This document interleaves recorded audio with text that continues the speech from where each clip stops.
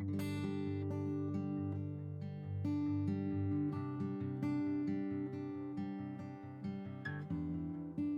name's Rob Rowe. I'm one of the trustees of the Middle Marches Community Land Trust.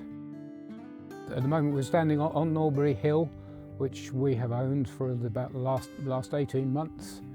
It's a bit of upland land, about 47 acres in total. Rough grassland with quite a lot of bracken and some lovely wet patches. So when I started the survey, I quickly realised that the wet flushes, so the wet areas, the boggy areas and the areas around the stream here were by far the most exciting on the whole site.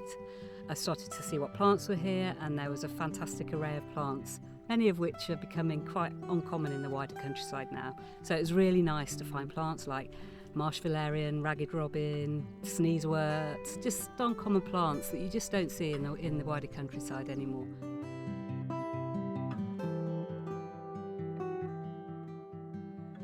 How does any place become special? That's really interesting. For me, as soon as I set foot on it, it makes me feel alive.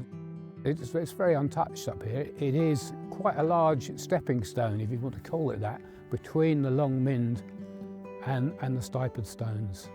So, as farming has become more intensified, all these special places have become much more fragmented. And the aim is really to try and reverse that trend. One of the species that we were particularly interested in was the small pearl-bordered fritillary, which is an increasingly uncommon species, really quite rare. And so we're doing some management to try and encourage it to come back onto the site. So to that aim, we've been cutting the rushes and removing them. And today we're actually we're planting some marsh violets, which is the food plant of the caterpillar of that butterfly. We collected some little tiny cuttings from marsh violets in the spring, and we've been propagating them on. They took really easily and grew really well, and we're now coming out today to try and plant up some marsh violet in these flushes.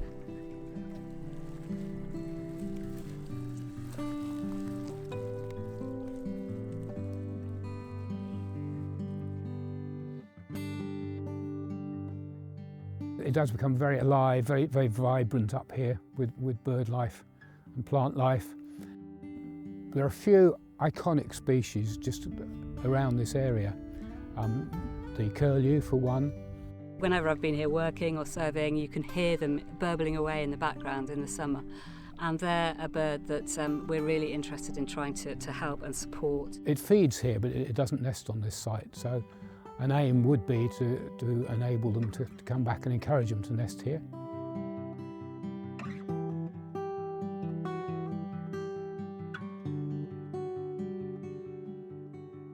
Behind me, on the hill over there, which is covered in bracken, there is what's described as a post-medieval rabbit warren. There's a whole series of mounds about 3 foot high.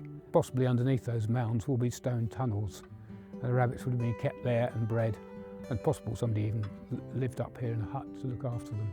In the archaeological description of this, it is described as one of the best sites in Shropshire. We don't really know any more about it at this time.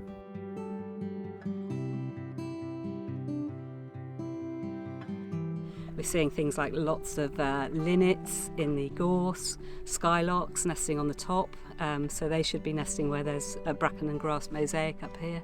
And other birds that we've seen passing through here that are really quite uncommon, things like ring ouzel and windchat that don't seem to be breeding here, but they're stopping off. It'd be fantastic if we could get the habitat good enough that they would decide this was a good place to breed as well.